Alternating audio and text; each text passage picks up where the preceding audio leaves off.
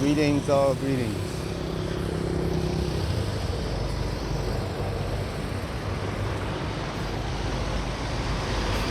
Day after day,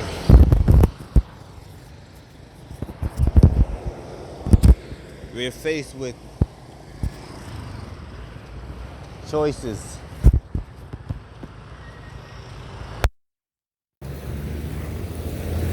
And those choices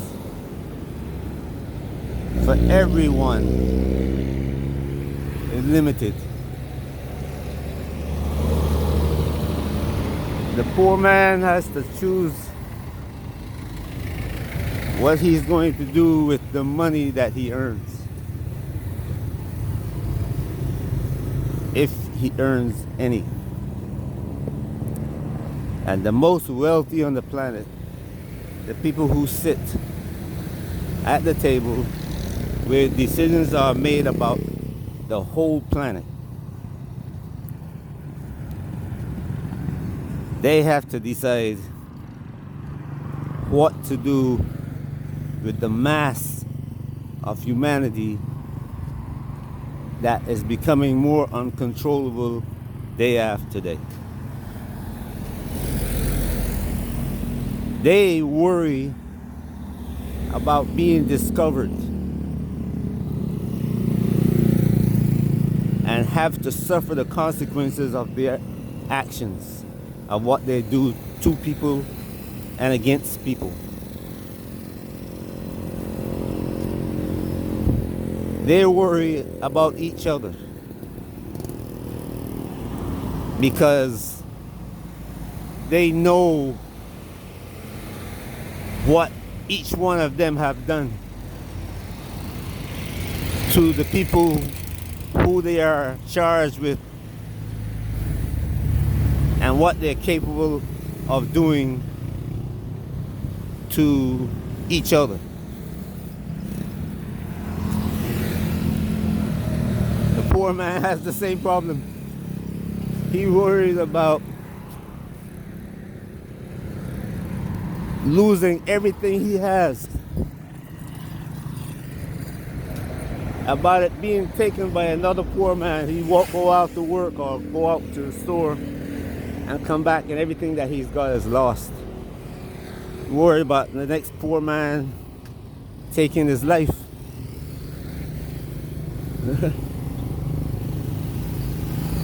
The man in the middle has to pay the price for both sides though. They at the top tell him if he don't behave himself and do what he's told, the poor man on the bottom, they'll raise up one of them to take his place and relieve him of all his wealth. Oh, money to say, because he has no wealth.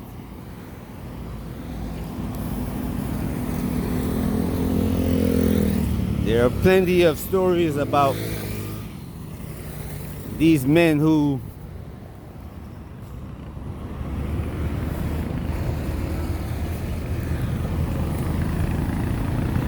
and women, their whole families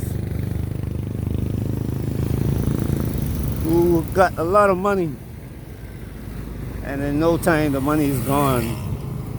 Or you had the patriarch who made a lot of money, pass it on to his children to take care of, and the children don't keep their place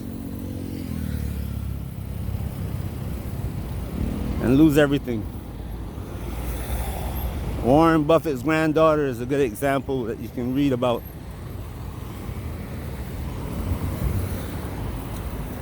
The DuPonts.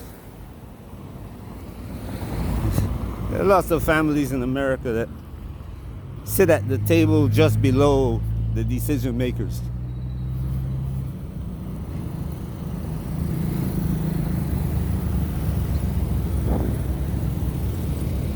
Today,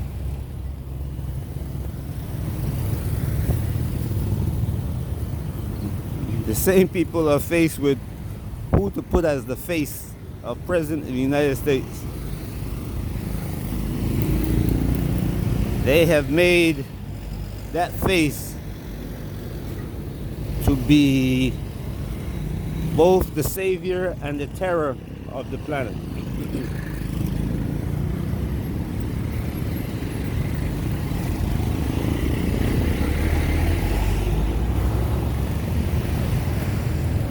They did that the other day in Britain. They did it in France, in Italy, in Germany. It happens in Africa every day. And in Africa, the decisions are easy.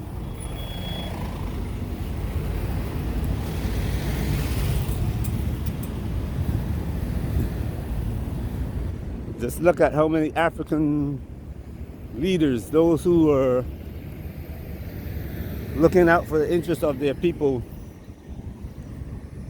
look at what happened to them, and look at what happened to the people who are looking out for the interests of, as one of my favorite people in Kenya stand up and well, you can see the video on YouTube where he's bowing down to the leader of the IMF, World Bank, and saying, I work for him. And his people are in shock. Kenyans are in shock. We elected you to work for us, and you and you are telling the world you work for him.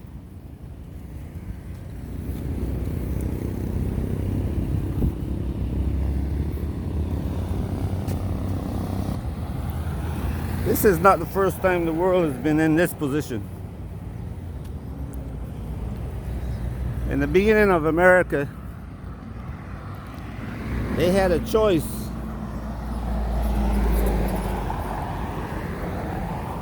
They had not invented, but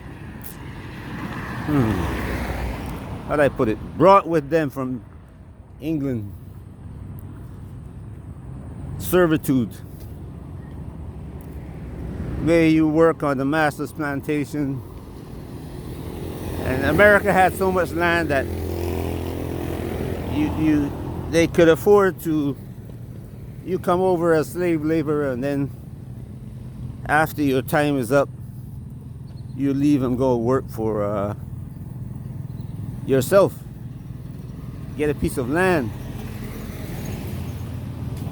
But there was a problem. They had to keep on paying people to come over, and they still had to pay these people when they were here, when they were in America. So the great minds put to work, and it don't happen that the Portuguese stumbled upon an idea. They brought some Africans to Portugal, presented them to the king. And between the king and the church divides the plan for free labor of Africans.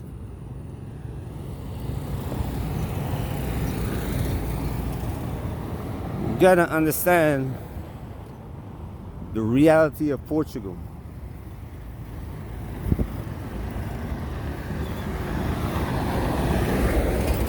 That you had people in Portugal of many different ethnicities.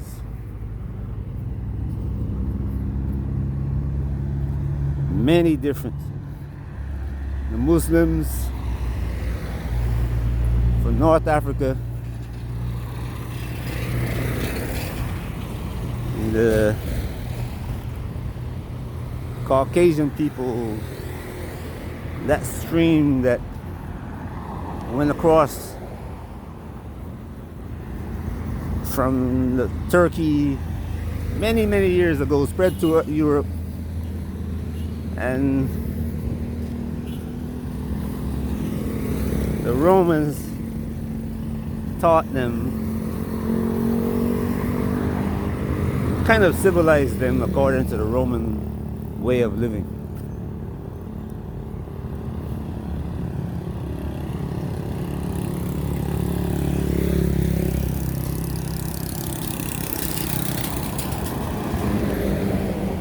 The Spanish decided that they're going to follow the footsteps of the Portuguese, otherwise they'll fall behind.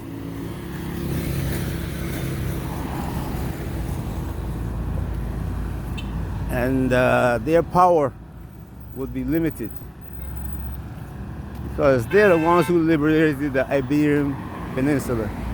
The leaders, actually, the face. But they weren't actually the people who made the choices.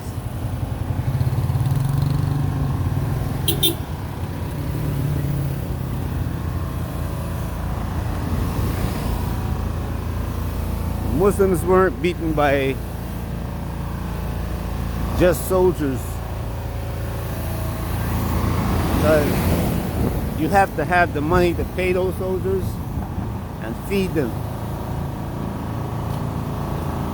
And who had the money in Europe to pay and feed an army?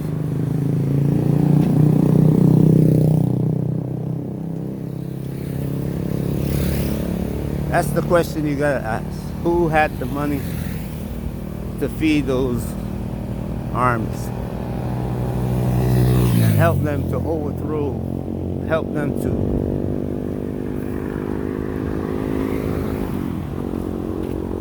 come to the conclusions that the decisions that they made?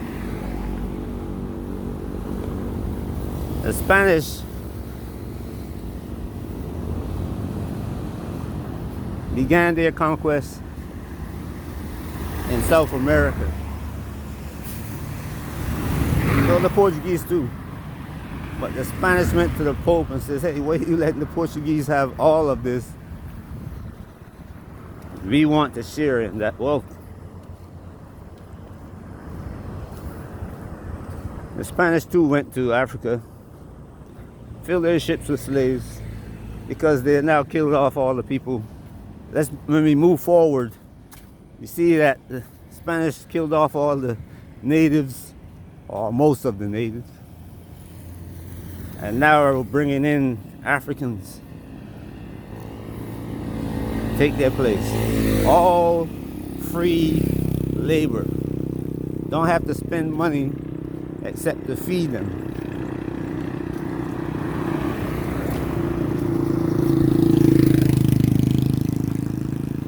America now comes along, the British, the Dutch, French, Germans, and from the north of British especially, a group of people, the Scottish. Between them and the Dutch, the money people and the philosophy people. We call them Dutch for the time being, but when you look at history, you find out exactly who they are.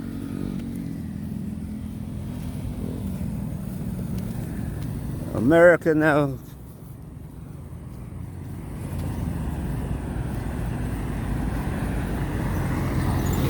they had left Europe because the kings, especially the wealthy people, still had the same problem that they suffered in England. The kings still owned the land.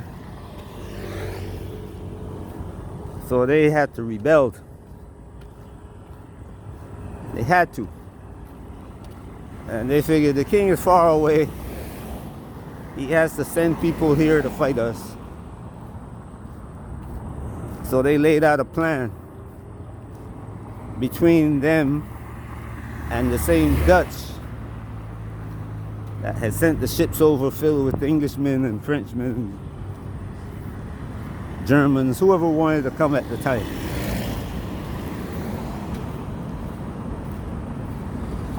Finance the war.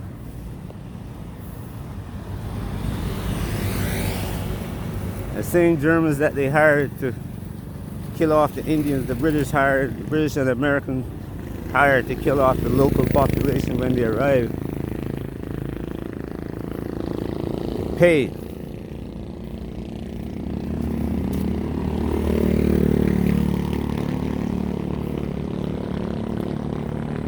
Now, America had slavery until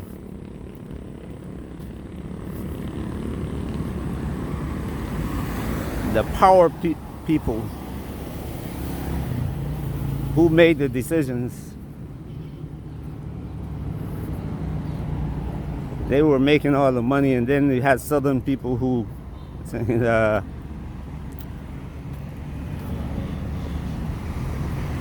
getting too much of our money and we're not getting enough.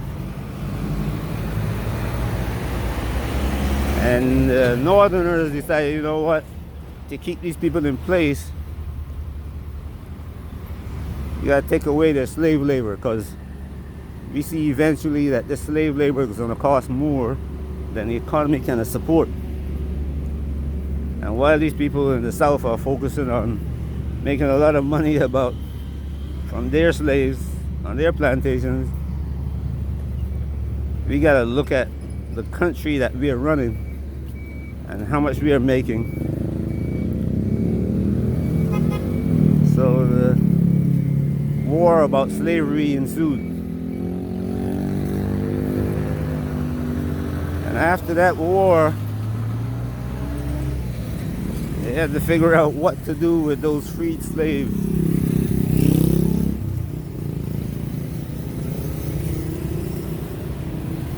Because now it's costing a whole lot more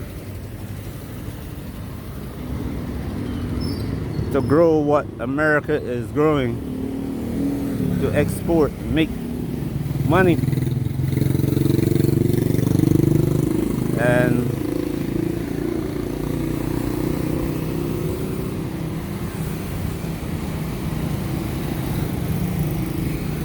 the idea of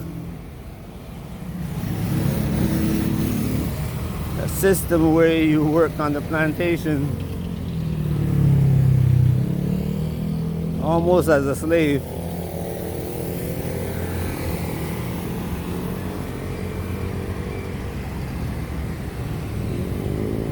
but you still had the right to talk and complain, so inter-organization created by, and they call it the KKK.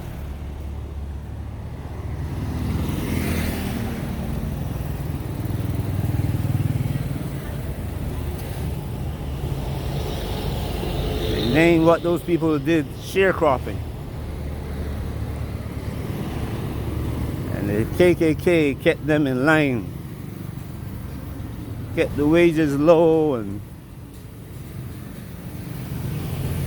the people in line, and those who weren't in line, they put them in jail and still make them work, but now for free. That developing a problem for the black people. Because now black women, they always were separated from their men. They were the Caucasians used them as the breeding stock to create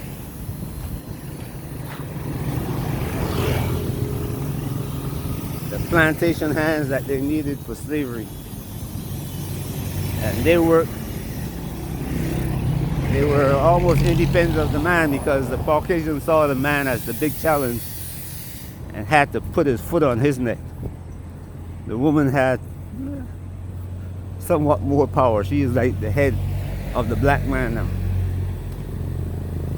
That has continued on to today.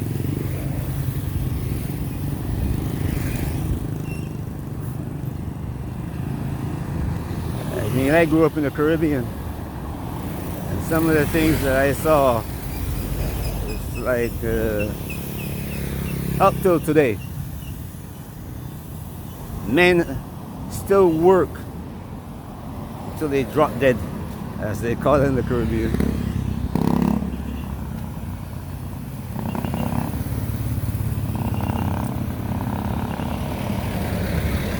But anyway, the dilemma of the people now is how to keep this mass of people, just like when black people were delivered free in a way that they didn't have to get up at 6 o'clock in the morning and go to the masters. Well, before sunrise till after sunset was the working hours. So today now, you got America in a situation where they have no people to do that farm labor and the lower paying jobs. Americans don't want to do that. So, but America always had this idea that we're going to import. Remember the Statue of Liberty and the famous words that are written on it?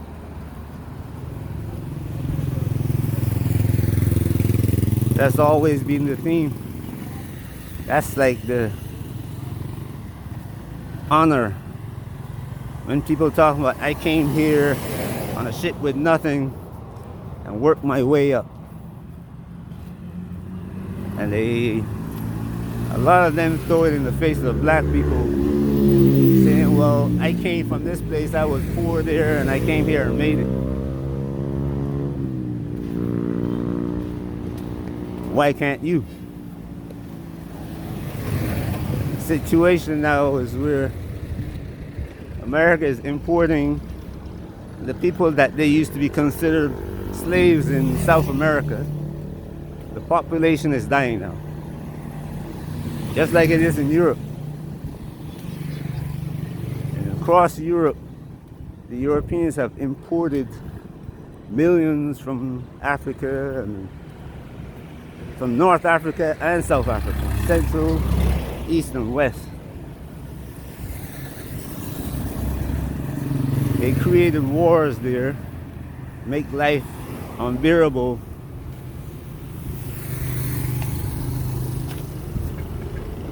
And the people move to places where they see that they have a way to make a living, to rebuild the genetic pool that was dying off. America is doing the same thing. The problem is that they're not, the government and the people in charge are not telling the people in these countries what they're doing. They ain't say, hey, look, we're dying off. We got to bring in Africans to rebuild our genetic pool. America is not telling people that. So it's creating friction between the people who consider themselves to be legal in America and the people who they consider to be illegal.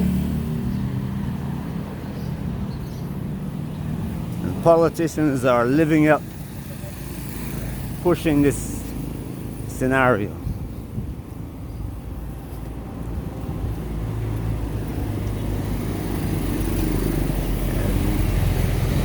In this race for the vice president and the president of the United States, people are saying, hey, the sitting vice president argument over whether she's black or not.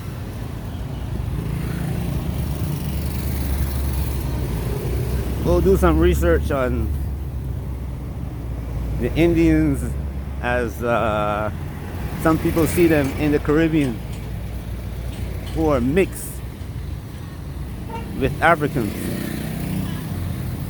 The people who call themselves Indians who are black, the British brought them there to work the plantations instead of paying black. They're former slaves. Some of them are blacker than Africans.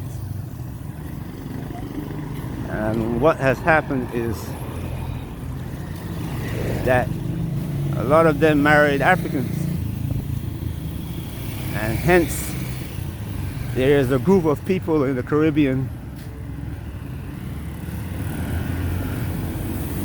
who are looked upon as even lower than Africans. The Indians that came from India, that consider themselves Indian, look at the people, the children from these marriages of black and Indian, as lower form of people than they themselves. They're both black though. Skin is black. When I say black, their skin is black.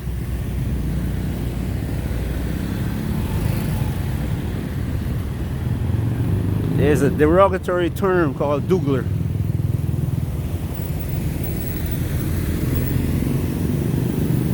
That they call these people. And Kamala Harris ends up in this. People see Indians coming from India and sliding into positions above Africans in America. And wondering how they get there. You gotta look at how the Caucasian does things.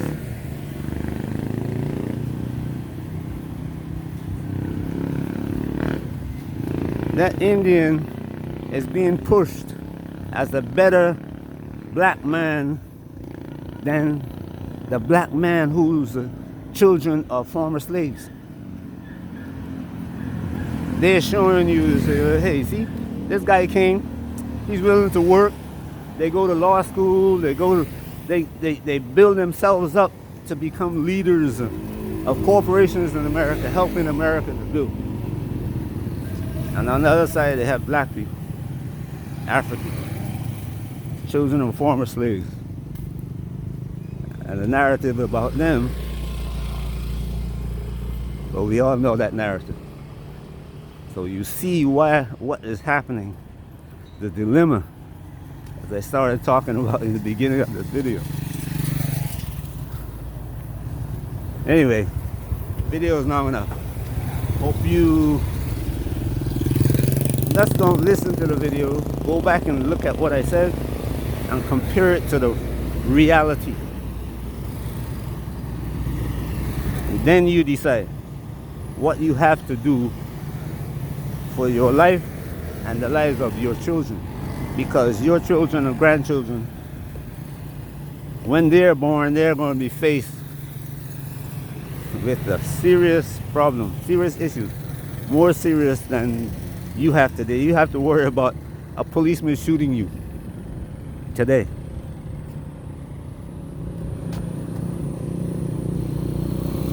And you don't believe it can get worse than that. But it will. Enjoy your day. Remember, this is just information to help you make your own decision. Have a great day. Peace.